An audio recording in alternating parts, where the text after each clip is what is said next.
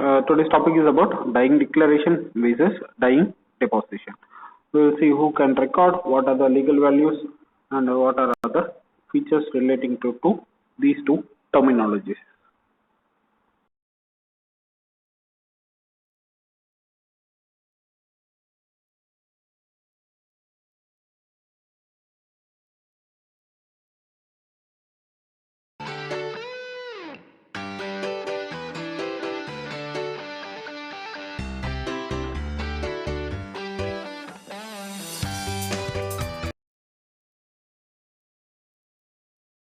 Dying declaration is nothing but a written or an oral statement of a person who is about dying as a result of some unlawful act relating to the matter of fact of cause of death or bearing on this circumstance, right? And it is as per the definition of section 32 of Indian Evidence Act, and usually an executive magistrate can record this dying declaration.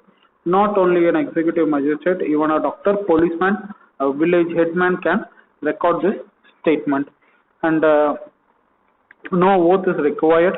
Documentation of oath is not required because it is believed that a person who is about to die will always speak the truth, and a compos mentis to be assured, wherein the mental faculties of the individual is normal, and then you can record this process of dying declaration, and it is accepted as an evidence of evidence after the death of the declarant. If a declarant survives right after making a statement, it is taken as a corroborative value. Procedure of recording dying declaration written by a person recording it. Dying means own words and his own language or his language as narrated. It should be documented. 2 or more witnesses to be present. There should not be any addition or alteration or deletion to be done. No leading question to be asked.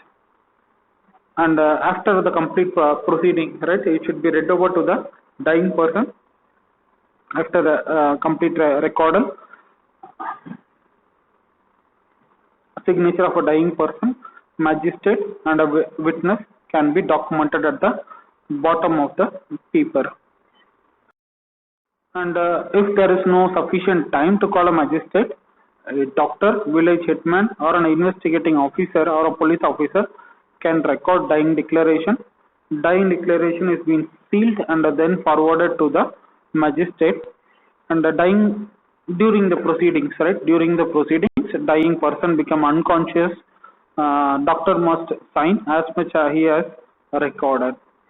And if a person, right, due to any of the injuries present or due to any sort of unnatural event that has resulted in person to speak, then he can, if he about to make some signs to a question and put him to then questions and signs as recorded as verbal statements. And if you have a video, right, if you have a device to record those proceedings as a video, even it can be recorded as a video also. And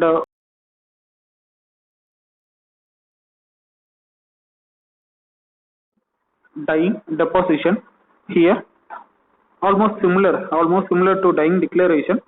And in deposition, some facts alone will differ.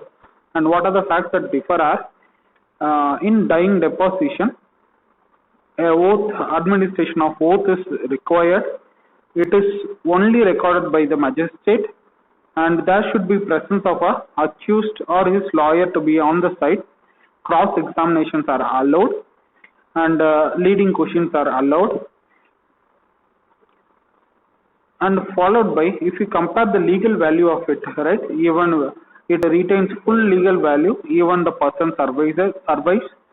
And this dying deposition as same as some types of inquest, right, in your initial part of the chapters, wherein we in India we follow only police and magistrate inquest.